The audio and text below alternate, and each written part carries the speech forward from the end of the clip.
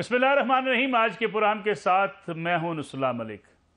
नाज़रीन, हुकूमत और अपोजिशन के माबैन अदालती और सियासी जंग अपने अरूज पर है।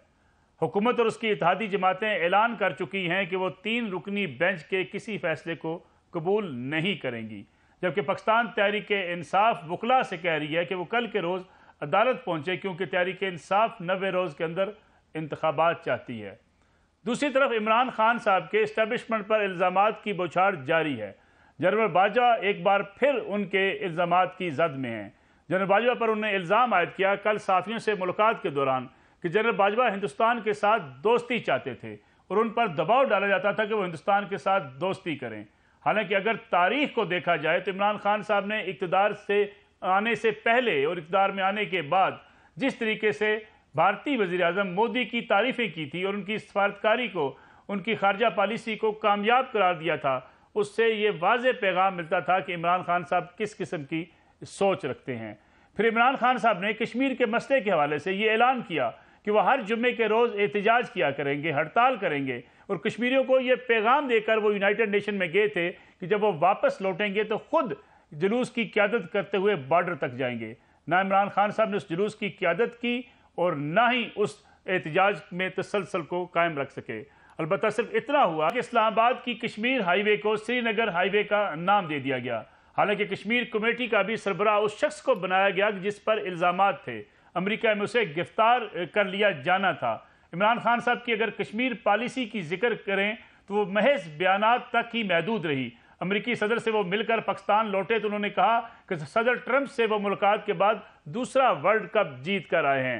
और पाकिस्तान की तारीख में ये भी पहली बार हुआ कि कोई वज़ीर-ए-आज़म अमेरिका का दौरा करके वापस आया हो तो इस्लामाबाद एयरपोर्ट पर उसका इस तरीके से इस्तकबाल किया गया हो गोया कोई बहुत बड़ी वो फतह करके वापस लौटा है। अमेरिका के खिलाफ बयानात की बात की जाए, इमरान खान ने अपने खिलाफ होने वाले तमाम इक़दामात को अमेरिका के साथ जोड़ते हुए एक नया बयानिया बनाया।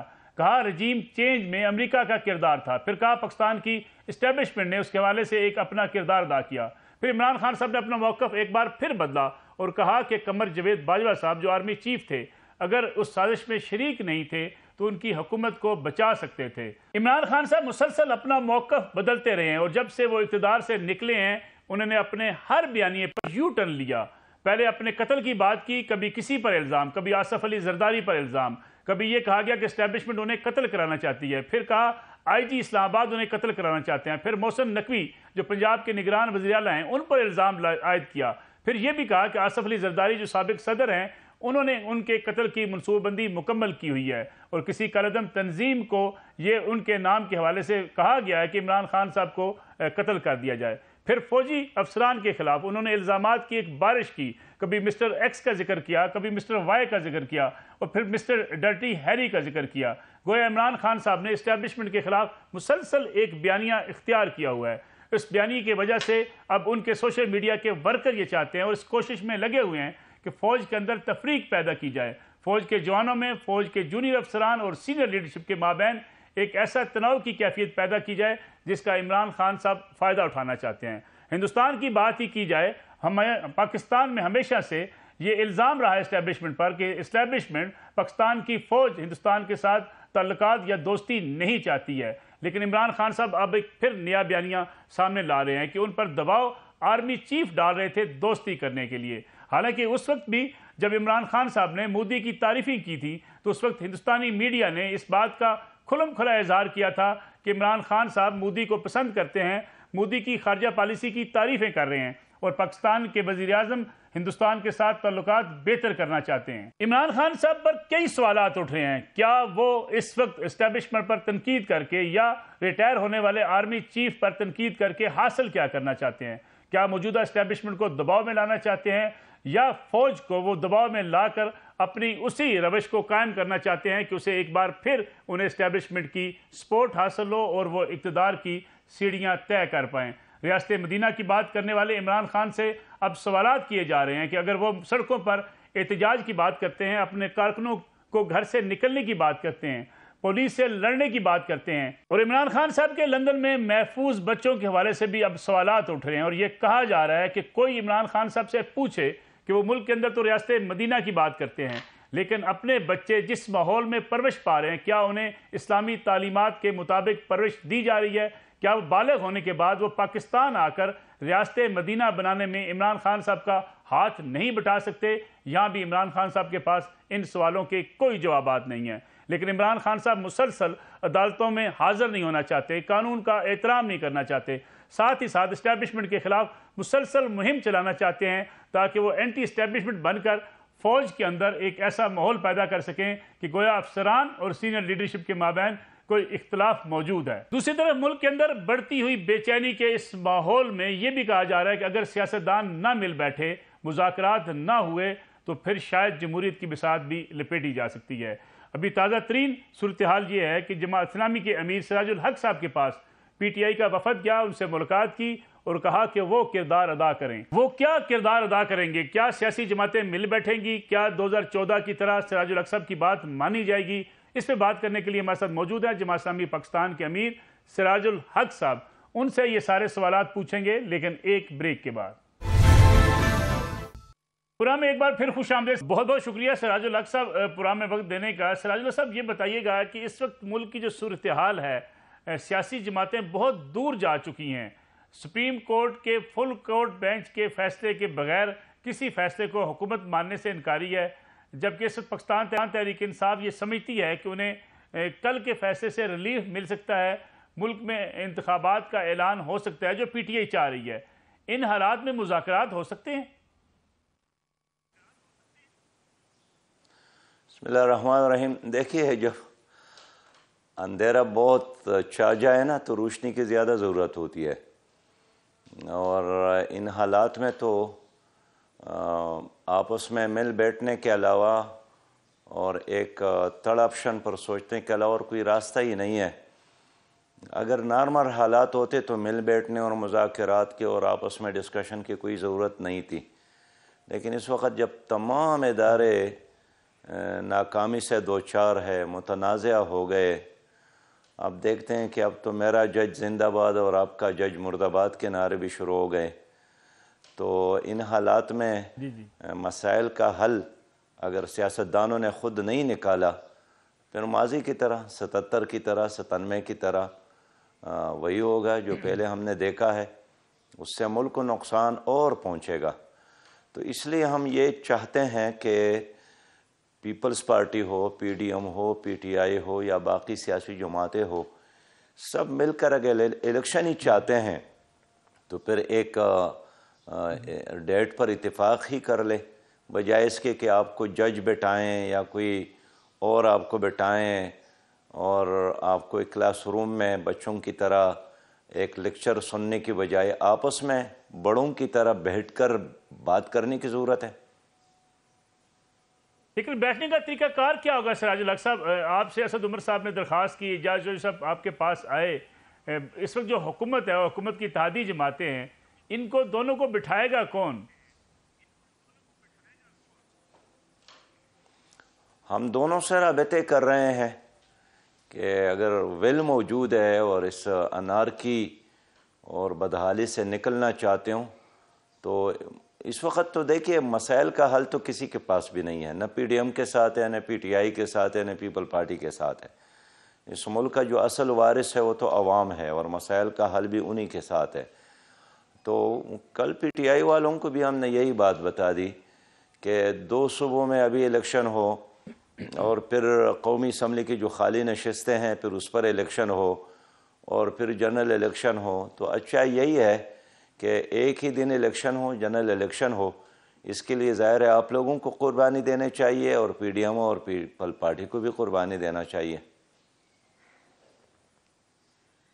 تو پی ٹی آئی نے کوئی آمادگی ظاہر کی ہے کہ وہ عام انتخابات کے لیے اتفاق کر سکتے ہیں 2 صوبوں کے الیکشن کے بجائے ملک کے اندر عام انتخابات کے حوالے سے؟ دیکھیے، یہ اگر وہ انتخابات میں دلچسپی رکھتے ہیں اور وہ اس موقع پر ہے کہ انتخابات ہو تو ہماری یہ بات تو ان کے لیے بھی فائدہ مند ہے، اس لیے کہ اگر 2 کی بجائے 4 صوبائی اسمبلیوں پہ الیکشن ہو اور قومی اسمبلی میں، تو اس سے اور چنگی بات اور اچھی بات کیا ہو سکتی ہے۔ البتہ یہ ہے کہ اس میں تاریخ آگے پیچھے ہو سکتے ہیں اور کچھ لو اور کچھ دو کی بنیاد پر کچھ ایک آگے جائیں، کچھ پیچھے، دوسرا پیچھے ہٹے. تو اگر آپ اپنے اپنے موقع پر اسی طرح کڑے ہیں، ڈنڈا اٹھا کے اور سینہ تان کر اور ماروں گا اور نہیں چھوڑوں گا، تو اس کی بنیاد پر تو کوئی بات نہیں بن سکتی ہے. لیکن سراج الحق صاحب اب خود بھی پاکستان تحریک انصاف کی اتحادی حکومت کا حصہ رہے ہیں. اس وقت عمران خان صاحب پر یہ الزام لگایا جاتا ہے کہ یہ جو جارحانہ سیاست ہے، عمران خان صاحب نے اس کو پیک پر پہنچا دیا ہے. ڈاکو، چور، لٹیروں کا الزام، اس کے ساتھ، ان الزامات کے ساتھ، اس لڑائی جھگڑے کے ساتھ کیسے مل بیٹھیں گے؟ دیکھیے، اگر امریکہ اور طالبان آپس میں بیٹھ سکتے ہیں، جن کے درمیان سینکڑوں نہیں ہزاروں اور لاکھوں لوگ قتل ہو گئے تھے. آپ کو خود تاریخ کے طالب علم ہیں، نیلسن منڈیلا اور ڈی کلارک 20-25 سال لڑتے رہے لیکن بالآخر مذاکرات کے میز پر آ گئے. جو لوگ مذاکرات نہیں کرتے ہیں، ڈائیلاگ نہیں کرتے ہیں، بات چیت نہیں کرتے ہیں، ان کے لیے کسی شاعر نے یہی کہا ہے کہ لڑتے لڑتے ہو گئی گم، ایک کی چونچ اور دوسرے کی دم. تو پھر چونچ اور دم دونوں جاتے ہیں. لیکن سراج صاحب، مسلم لیگ نواز یہ سمجھتی ہے کہ وہ وکٹم ہیں پاکستان میں. میاں نواز شریف کو جو ہے وہ بالکل ٹارگٹ کیا گیا، ان کو ڈسکوالیفائی کیا گیا. اب وہ مطالبہ کر رہے ہیں کہ ترازو کے پلڑے برابر ہوں. ترازو کے پلڑے برابر نہیں ہوں گے تو ہم انتخابات کی طرف نہیں جائیں گے. ترازو کے پلڑے برابر کرنے سے مراد کیا ہے؟ کیا عمران خان صاحب بھی نااہل ہوں؟ دیکھیے، پیپلز پارٹی ہو، پی ڈی ایم یا پی ٹی آئی، ان کا علم یہ ہے کہ عدالت کا کوئی فیصلہ ان کے حق میں آتا ہے تو اس کے لیے تو کہتے ہیں بالکل ٹھیک ہے، ان کے خلاف آتا ہے کہتے ہیں یہ بالکل غلط ہے. آپ کو یاد ہوگا ملک صاحب جب اسی چیف جسٹس نے 10 اپریل کو سوموٹو ایکشن لے کر 12 بجے رات کے دفتر کھولا اور ایک ڈیسیجن دیا اور اسمبلی کو بحال رکھا، تو یہی پی ڈی ایم اس کے لیے زندہ باد کے نعرے لگا رہے تھے اور پی ٹی آئی والے ان کے لیے مرد آباد کے نعرے لگا رہے تھے. آج وہی چیف جسٹس ہیں اور وہی پی ڈی ایم اور پی ٹی آئی ہے کہ اب کہتے ہیں پی ٹی آئی والے کہ یہ چیف جسٹس بہت اچھے ہیں، یہ تو بالکل ہیرو ہے، پاکستان کو بچا رہا ہے. پی ڈی ایم اس کے خلاف ہے. تو یہی اصل مسئلہ ہے کہ جب کوئی چیز آپ کے حق میں ہو تو 100% ٹھیک ہے اور آپ کے مفادات کے خلاف ہو تو 100% غلط. ہم اس لیے سمجھتے ہیں کہ اگر آپ لوگوں نے ہی حکومت کی ہے، نا پی ٹی آئی نے حکومت کی ہے، پی ڈی ایم نے حکومت کی ہے، پی ٹی آئی کے علاوہ پیپل پارٹی نے حکومت کی ہے، تو اگر یہ ہمارا جو مقننہ ہے، قانون ساز ادارہ، یہ ناکام ہے، اگر عدلیہ ناکام ہے، اگر الیکشن کمیشن ناکام ہے، تو یہ تمام ناکامیاں جو ہیں یہ تو آپ کی وجہ سے ہے، ان تینوں کی وجہ سے. اس میں کوئی ایک مجرم نہیں ہے، یہ سب کے سب اس جرم میں شریک ہے کہ انہوں نے اپنے آپ کو مضبوط کیا، اداروں کو تباہ کیا. لیکن سراج الحق صاحب، اگر ہم بات کریں میاں نواز شریف کی ڈسکوالیفیکیشن کے حوالے سے، آپ کو بھی یاد ہوگا آپ پٹیشنر تھے اس پورے کیس کے اندر، پاناما پیپرز میں. آپ نے بھی کہا کہ باقی لوگوں کے کیسز کو بھی سنا جائے، لیکن تاریخ نے ثابت کیا کہ صرف میاں نواز شریف فیملی کا احتساب ہوا. باقی پاناما پیپرز میں جن کے بھی نام آئے ان کے خلاف کوئی کارروائی نہیں ہوئی. کیا آپ آج نہیں سمجھتے کہ صرف میاں نواز شریف ہی ٹارگٹ تھا پاناما پیپرز کا؟ اب دیکھیں، پاناما پیپر میں تو سب سے پہلے ہم ہی عدالت گئے تھے، اور آپ کو یاد ہوگا کہ جب ہم کرپشن کے خلاف مہم چلا رہے تھے، پاناما کیس سامنے آیا، اس کو بیس بنا کر ہم عدالت میں گئے اور پی ٹی آئی نے پھر اسلام آباد شہر بند کرنے کا اعلان کیا. بعد میں وہ بھی سپریم کورٹ آ گئے. لیکن اس پوری پروسیجر میں آپ نے دیکھا کہ کارروائی نواز شریف کے خلاف پاناما کیس کی بنیاد پر تو ہوئی نہیں، وہ تو دبئی میں تنخواہ لینے اور نہ لینے کی وجہ سے ہوئی. اس لیے انصاف تو ہر انسان کا حق ہے اور ہر انسان کو یہ حق پہنچتا ہے کہ وہ اپنے لیے انصاف طلب کرے. نواز شریف صاحب ہو، زرداری صاحب ہو یا کوئی عام آدمی ہو، تو عدالتیں کوئی فیصلہ ان کے حق میں پلس مائنس کرتے ہیں، اس میں ہم نہیں پڑھتے ہیں. ہم اس وقت مجموعی طور پر ملک کی بات کرتے ہیں.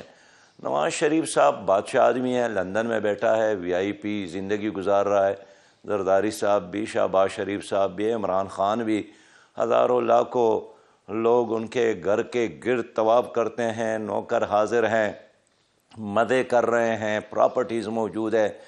ہر روز آپ جیسے صحافی اینکر حضرات ان کے الفاظ کو دہراتے ہیں، وہ انجوائے کرتے ہیں، سیاست کرتے ہیں، انجوائے کرتے ہیں، لیکن مسئلہ غریب مزدور کا ہے، کسان کا ہے، دیکان کا ہے، بے روزگار نوجوان کا ہے، بیمار ماں باپ کا ہے، بچوں کا ہے۔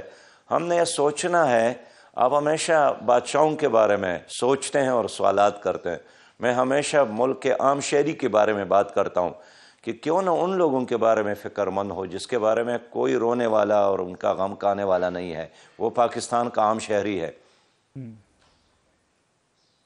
سراج صاحب، اس میں کوئی شک نہیں عام شہری کی بات ہونی چاہیے، لیکن کیونکہ سیاسی بات ہو رہی ہے، میں نے آپ سے سوال جو پوچھا ہے اس کا دوبارہ جواب آپ سے چاہوں گا میں، کیا اکیلے نواز شریف کو سیاست سے نکالنے کا فیصلہ درست تھا، جبکہ پاناما پیپرز میں جن لوگوں کے نام آئے تھے آپ ان کے خلاف خود سپریم کورٹ گئے، فیصلہ ان لوگوں کے خلاف کچھ نہیں ہوا، کارروائی کچھ نہیں ہوئی، تو پھر آپ کو لگتا نہیں کہ یہ سیاسی وکٹمائزیشن تھی؟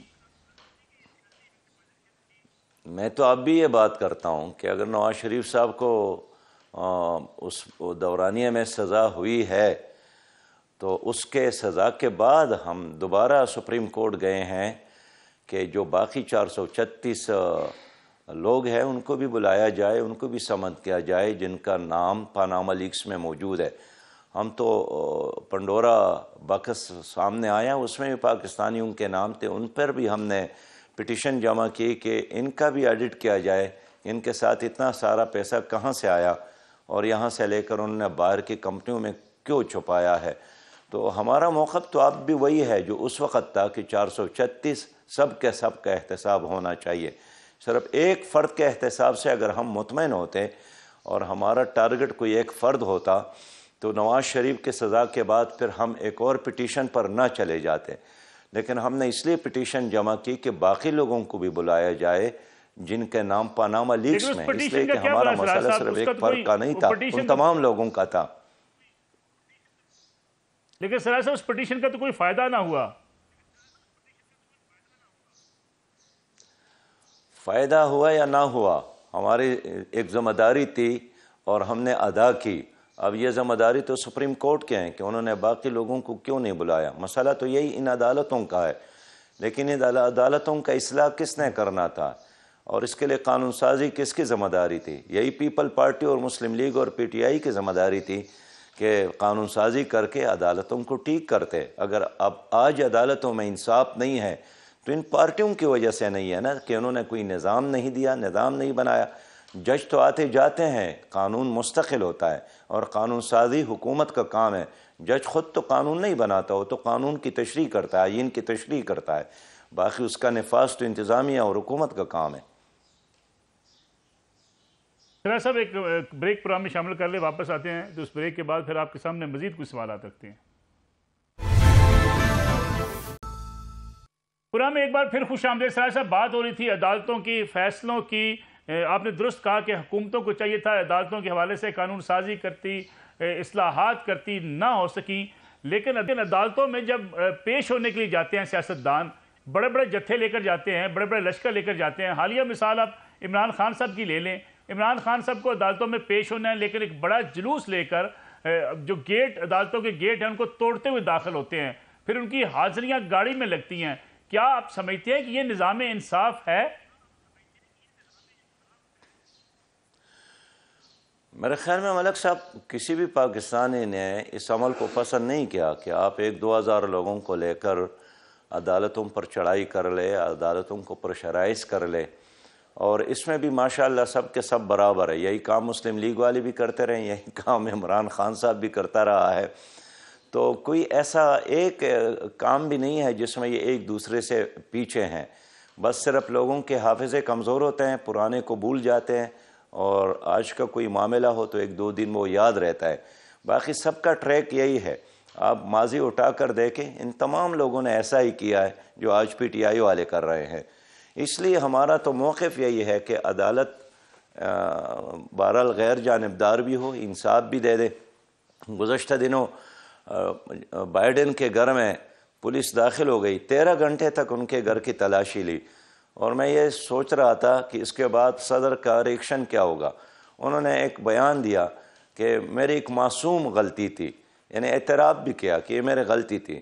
اس طرح ٹرمپ کے گھر پولیس گئی، ان کے ایک ایک کاغذ اور ایک ایک دراز کو دے کر تلاشی لی۔ تو جن لوگوں کا ہم مثال دیتے ہیں نا جی، پھر ان کو مثال کے طور پر تو پیش کرتے ہیں، لیکن اس طرح پھر بیہیو ہم نہیں کرتے ہیں۔ یہاں تو ایک پولیس کسی ایم پی ایم این اے کے گھر داخل نہیں ہو سکتی ہے۔ جب بھی کوئی ڈپٹی کمشنر جاتا ہے، سب سے پہلے وہ مقامی ایم پی ایم این اے کے ڈیرے پر جا کر سلام کرتا ہے کہ جی میں حاضر ہوں، کوئی بھی حکم ہو میرے لائق۔ تو میں سمجھتا ہوں کہ ہمارا جو اشرافیہ ہے وہ اپنے آپ کو عدالتوں سے بالاتر سمجھتا ہے، قانون سے بالاتر سمجھتا ہے۔ ورنہ ملک صاحب آپ لاہوری ہیں، آپ لاہور میں کسی بھی چوک پر کھڑے ہو کر دیکھ لے، جو سرخ بتی ہے اس کا احترام کوئی وی آئی پی والا نہیں کرتا ہے، نہ کوئی جھنڈے والا اس کا احترام کرتا ہے۔ غریب ٹیکسی والا، رکشے والا، ٹرک، موٹر، آپ جیسے لوگ، ہم جیسے لوگ، ہم سب قانون کا احترام کرتے ہیں۔ لیکن سراج صاحب یہ سسٹم ٹوٹے گا کیسے؟ آپ دیکھتے ہیں کہ جب کسی پولیٹیکل ورکر کوئی زخمی ہوتا ہے پولیس کے کسی ڈنڈے سے، کسی لاٹھی چارج سے، اس کے پاس سارے سیاستدان جاتے ہیں، لیکن اگر وہی پولیس والا کسی پولیٹیکل ورکر سے ڈنڈا کھائے، اس کا بازو ٹوٹے، اس کا سر پھٹ جائے، اس کے پاس کوئی جانے کو تیار نہیں ہوتا، کوئی اسے اظہار ہمدردی نہیں کرتا، پھر قانون کی حکمرانی کیسے ہوگی؟ دیکھیے نصر اللہ ملک صاحب، لوگ سب برابر ہے قانون کے نظر میں، اور ہم مسلمان ہیں۔ ہمارے لیے رول ماڈل تو خلفائے راشدین کا نظام ہے۔ حضرت ابوبکر رضی اللہ تعالیٰ عنہ کے الفاظ آپ کو یاد ہوں گے، جنہوں نے پہلے خطبے میں دیا تھا، یہی ارشاد فرمایا تھا کہ آپ میں سے جو کمزور ہے وہ میری عدالت میں طاقتور ہے، جب تک ان کو ان کا حق نہ دلا دوں۔ وَالضَّعِيفُ فِيكُمْ قَوِيٌّ عِنْدِي حَتَّى أُرِيهَ عَلَيْهِ حَقَّهُ، اور آپ میں سے جو طاقتور ہے وہ میرے دربار، میری عدالت میں کمزور ہے، جب تک میں اس سے غریب کا حق نہ لوں۔ یہاں ہمارے ملک میں مسئلہ بالکل الٹا ہے۔ یہاں جو طاقتور ہے بس وہ وی آئی پی ہے، وہ پولیس والے اس کو کچھ نہیں کہہ سکتے ہیں، وہ ٹریفک قوانین کی پابندی نہیں کرتے ہیں، وہ قطار میں کھڑا ہونا اپنی توہین سمجھتے ہیں، وہ کسی ایئرپورٹ پر تلاشی دینا اپنا توہین سمجھتے ہیں۔ یہ چیز نہ مغرب میں ہم نے دیکھا ہے، نہ اپنے اسلامی روایات میں ہم نے دیکھا ہے۔ لیکن سچی بات یہ ہے کہ یہ ٹرینڈ بنانا کس نے ہے؟ یہ بڑوں نے۔ معاشرے کی مثال مچھلی کی طرح ہے۔ مچھلی آپ نے کبھی خریدا ہے ملک صاحب؟ ضرور خریدا ہوگا۔ ان کی دم کو نہ دیکھے، ان کے سر کو دیکھے۔ اگر سر خراب ہے تو مچھلی خراب ہے۔ جس معاشرے کے بڑے خراب ہو جاتے ہیں پھر وہاں وہ معاشرہ بھی خراب ہو جاتا ہے۔ جب سر ٹھیک ہو پورا معاشرہ ٹھیک ہو سکتا ہے۔ یہاں مسئلہ وی آئی پی کا ہے، پھر وی آئی پی کا ہے، پھر اشرافیہ کا ہے۔ غریب آدمی ٹھیک رہتا ہے بیچارہ، ملک کے ساتھ محبت بھی کرتا ہے، لیکن یہ جو بڑے لوگ ہیں نا جی، جو ایوانوں میں ہیں، جو کیبنٹ میں بیٹھتے ہیں، جو اپنے آپ کو بڑے سمجھتے ہیں، یہ ملک تباہ بھی انہی نے کیا ہے۔ سراج صاحب، آپ بھی اسلامی نظام کی بات کرتے ہیں، اسلامی انقلاب کی بات کرتے ہیں، عمران خان صاحب بھی یہی بات کرتے ہیں، ریاست مدینہ کی بات کرتے ہیں۔ بالکل ہمارے لیے ماڈل ریاست مدینہ ہونا چاہیے۔ خلفائے راشدین کا جو دور حکومت ہے، یہ طرز حکومت ہے، ہمارے لیے ایک مثالی اور مشر راہ ہونا چاہیے۔ کیا آپ سمجھتے ہیں عمران خان صاحب ریاست مدینہ کے جو دعوے دار تھے، کے پی کے اندر آپ نے دیکھا، آپ خود وہاں کے رہنے والے ہیں، ریاست مدینہ بنی وہاں 8 سالوں میں؟ دیکھیے عمران خان صاحب کو تو عوام نے پنجاب میں بھی مینڈیٹ دیا تھا، تو ریاست مدینہ کے لیے انہوں نے بزدار صاحب کا انتخاب کیا، اور اس کے بعد جس کو ڈاکو کہتے تھے پھر پرویز الہی صاحب کا انتخاب کیا، اور اسی طرح وہاں بھی محمود خان صاحب کا انتخاب کیا۔ تو ٹیم کے سلیکشن ہی سے پتہ چلا کہ وہ کیا بنانا چاہتے ہیں۔ اس لیے 10 سال انہوں نے خیبر پختونخوا میں حکومت کی اور 4.25 سال یہاں پر حکومت کی۔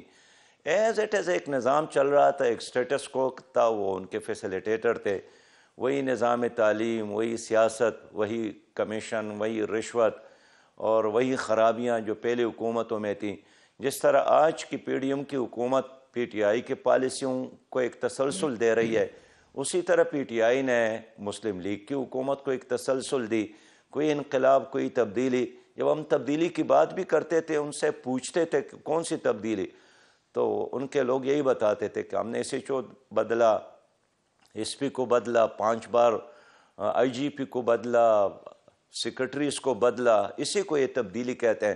اس لیے کہ اسلامی نظام میں تبدیلی کا آغاز اپنی ذات سے ہوتا ہے کہ تینوں پارٹیاں ایک ہی سٹیٹس کو کے فیسیلیٹیٹر اور محافظ ہیں۔ کوئی انقلاب، کوئی تبدیلی، کوئی مدینہ کی اسلامی ریاست، یہ نعرے پیپل پارٹی نے بھی لگایا، روٹی کپڑا اور مکان کا نعرہ نہیں دے سکے، عمران خان نے بھی لگایا مدینہ کی اسلامی ریاست، نہیں دے سکے، نواز شریف صاحب یہ نعرے لگاتے رہے ایشین ٹائیگر بناؤں گا، سب سے پہلے پاکستان کا نعرہ پرویز مشرف نے بھی لگائے۔ آپ نے دیکھا یہ سب کے سب تاریخ کا حصہ بننے والے ہیں، اس لیے کہ انہوں نے پاکستان کے نظریے کے ساتھ وفاداری نہیں کی، عوام کے ساتھ وفاداری نہیں کی۔ اب عوام ایک تلاش میں ہے، اور وہ تلاش اس لیے ہے کہ یہ لوگ ناکام ہو گئے۔ سراج صاحب، آپ ملک کے سینئر سیاستدان ہیں، آپ نے بھی بات کی کہ ہر کوئی نعرے لگاتا رہا، ریاست مدینہ کی بات بھی ہوتی رہی، کیا پھر یہ مذہبی ٹچ، وہ جو قاسم سوری صاحب نے کہا خان صاحب سے جلسے کے دوران کہ تھوڑا سا مذہبی ٹچ دے دیں، مذہبی ٹچ استعمال کیا جاتا رہا لوگوں کو ان کے جذبات کو استعمال کرنے کے لیے؟ اور کیا، یعنی یہ تمام نعرے اس لیے ہیں کہ لوگوں کو وقتی طور پر اپنا سپورٹر یا ووٹر بنایا جائے، جذباتی کیا جائے، پیچھے ان کی نہ کوئی تیاری ہوتی ہے، نہ کوئی نیت اور ارادہ ہوتا ہے۔ یہی وجہ ہے کہ Peoples Party, P D M اور پی ٹی آئی کی سیاست میں کوئی فرق نہیں ہے۔ اب آپ دیکھیں نا، توشہ خانے کا مسئلہ ہے، سب اس میں شریک ہے، ٹرانسجنڈر کا مسئلہ ہے، سب اس میں شریک ہے، کشمیر کی انڈیا کے حوالگی کا مسئلہ ہے، سب اس میں ایک ہے، ڈاکٹر عافیہ کے رہائی کے لیے کچھ نہ کرنے کا مسئلہ ہے، سب اس میں شریک ہے، تو آئی ایم ایف اور ورلڈ بینک کے ڈکٹیشن سب اس میں شریک ہے۔ اس لیے اب پاکستانیوں کو سوچنا چاہیے کہ ایز اٹ از چلنا ہے یا اس ملک کو ایک اسلامی فلاحی اور جدید ریاست بنانا ہے۔ اگر فلاحی اور جدید ریاست بنانا ہے تو پھر صرف اور صرف حل جماعت اسلامی ہے، جن کے ساتھ ایک منظم جماعت ہے جو کلین ہے، کرپشن سے، جو حقیقی جمہوریت پسند بھی ہے، ترقی پسند بھی ہے، ہر مشکل اور مصیبت میں قوم کے ساتھ کڑی ہے، تو جماعت اسلامی۔ سراج صاحب، یہ الزام تو آپ کے مخالفین آپ پر بھی لگاتے ہیں کہ آپ بھی مذہبی ٹچ استعمال کرتے ہیں، آپ بھی اسلامی نظام کی بات کرتے ہیں، آپ بھی اسلام کی بات کرتے ہیں، سیاست کے اندر یہ مذہبی ٹچ نہیں ہونا چاہیے۔ دیکھیے، ہماری سیاست کا آغاز تو ہوتا ہی ہے لا الہ الا اللہ سے، کہ میں نہیں مانتا ہوں نہ کوئی قانون، نہ کوئی نظام، مگر صرف وہی جو اللہ نے دی ہے۔ تو ہم سیاست کے خلاف نہیں ہیں، ہم اس سیاست کے خلاف ہے جو دھوکہ پر مبنی ہوں، جھوٹ پر مبنی ہوں، سود پر مبنی ہوں، جو یہ لوگ کر رہے ہیں۔ باقی جماعت اسلامی کو اگر اختیار ملتا ہے اور اختیار کے بعد ہم ڈیلیور نہیں کر سکے تو بے شک آپ ہم پر الزام لگا لیں، ہمیں سزا دے دے، لیکن اگر ہمیں کبھی بھی اختیار ملا ہے، ہم نے تو صحیح ڈیلیور کیا ہے۔ خیبر پختونخوا میں ہمیں چند وزارتیں ملی ہے، الحمدللہ ہم اس میں سرخرو ہو گئے ہیں، ہمارا دامن پاک ہے، ہم نے ڈیلیور کیا۔ کراچی میں ہمیں موقع ملا، ہم نے ڈیلیور کیا، مخالفین بھی اس کا اعتراف کرتے ہیں، اپنے بھی اس کا اعتراف کرتے ہیں۔ اور اب اگر نیب کو دے کے رجسٹر میں اگر کسی کا نام نہیں ہے تو صرف جماعت اسلامی کے لوگوں کے نام نہیں ہے۔ سراج صاحب، وی آئی پی کلچر کتنا ہے؟ وی آئی پی کلچر کے آپ بڑے مخالف ہیں، امیر جماعت کا بھی وی آئی پی کلچر اور پروٹوکول ہے؟ پیارے بھائی، ہمارے ہاں تو میں تو جب منسٹر تھا تو بھی اس کلچر کے خلاف تھا، اور ہمارے مینیفیسٹو میں یہ چیز لکھی ہے کہ ہم انشاءاللہ تعالی یہ وی آئی پی سسٹم بالکل بدلیں گے، اور ہم نے کئی بار کہا ہے کہ ہماری حکومت ہوگی تو وی آئی پی جج نہیں ہوگا، وہ مظلوم ہوگا، تعلیمی اداروں میں وی آئی پی طالب علم ہوگا، ہاسپٹلز میں وی آئی پی ڈاکٹر نہیں بلکہ وہ بیمار ہوگا۔ وی آئی پی تو پاکستان کا غریب آدمی ہونا چاہیے، جو محنت کرتا ہے، ٹیکس بھی دیتا ہے، ملک سے محبت کرتا ہے۔ اس لیے وی آئی پی کلچر یہ انگریزوں کا ایک تحفہ ہے جو ان لوگوں نے سنبھال کے رکھا ہے۔ ہماری باری آئی کہ ہم انشاءاللہ تعالیٰ اس وی آئی پی کلچر کو بالکل تبدیل کریں گے، تعلیمی نظام کو بھی تبدیل کرنا ہے، معاشی نظام کو بھی تبدیل کرنا ہے، سود سے پاک اسلام کا معاشی نظام نافذ کرنا ہے، اور انشاءاللہ تعالی آپ دیکھیں گے کہ یہ جو لوگ اس وقت 800 کنال گھروں میں رہتا ہے، یہ ہم 10 مرلوں میں لے آئیں گے، اس لیے کہ آپ بادشاہ نہیں ہیں مغل بادشاہ کہ آپ اتنے بڑے مکان میں رہتے ہیں جس کو آپ نے کوئی فتح تو نہیں کیا، یہ ملک یہ تو ہم سب کا ہے۔ شرم کی بات نہیں ہے کہ گورنر جس طرح ایک آدمی اتنے بڑے گھر میں رہتا ہے، اس میں 300-400 نوکر ہوتے ہیں، اس میں چڑیا گھر ہوتے ہیں، اس نوکر کا تنخواہ کون دیتا ہے؟ غریب پاکستانی، اور ایک آدمی وہاں پر ہے جس کا کوئی کام نہیں ہے۔ میری تجویز تو یہی ہے کہ گورنروں کا نظام بھی ختم ہونا چاہیے، یہ کمشنری سسٹم بھی ختم ہونا چاہیے، اس کا کوئی آؤٹ پٹ نہیں ہے، اس کا کوئی استعمال ہی نہیں ہے۔ ٹھیک ہے اس وقت آئین میں ہے، لیکن آئین میں ہم تبدیلی کریں گے، جو کام کرتا ہے بس وہ کام کرے، جو نہیں کرتا ہے وہ قوم پر بوجھ نہ بنے۔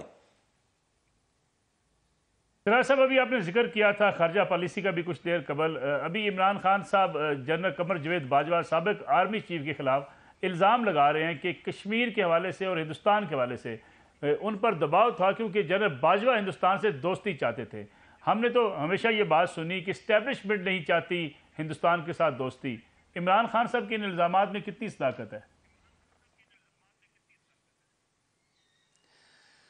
دیکھیے اب یہ بحث بیسلیس اس لیے ہیں کہ باجوہ صاحب اور عمران خان صاحب کی یاری دوستی تھی، اور فیض صاحب کی، اور یہ تین کا ٹولہ تھا زبردست، اور انہوں نے پتہ نہیں کیا خواب دیکھے تھے، لیکن درمیان میں اختلاف ہوا، اور پھر باجوہ صاحب نے کہا کہ میں نے آپ کو سڑک سے اٹھا کر وزارت عظمیٰ تک پہنچایا، عمران خان صاحب نے کہا کہ میں نے آپ کو ایکسٹینشن دی، اس لیے ان کے آپس کے الزامات اس کا کوئی فائدہ نہیں ہے۔ فرض کریں عمران خان صاحب کو کوئی ویژن تھا کشمیر کے آزادی کے حوالے سے تو کر کے دکھاتے، اللہ تعالیٰ نے تو اس کو موقع دیا تھا، اور انہوں نے خود اعلان کیا تھا کہ میں احتجاج بھی کروں گا، میں کشمیریوں کا سفیر بنوں گا، لیکن آپ نے دیکھا کہ تقریباً اب 1300 دن ہو گئے، نہ پی ٹی آئی نے کشمیر کی آزادی کے لیے کچھ کیا، نہ پی ڈی ایم کچھ کر رہی ہے، یہ حکومت ایز اٹ از ایک نظام چل رہا ہے۔ سراج الحق صاحب، پروگرام کا وقت ختم ہو گیا، بہت بہت شکریہ آپ کا پروگرام میں وقت دینے کا۔ ناظرین، آج کا پروگرام تھا، انشاءاللہ اگلے جمعے رات 10:03 پر آپ سے دوبارہ ملاقات ہوگی۔ اجازت دیجیے، اللہ حافظ۔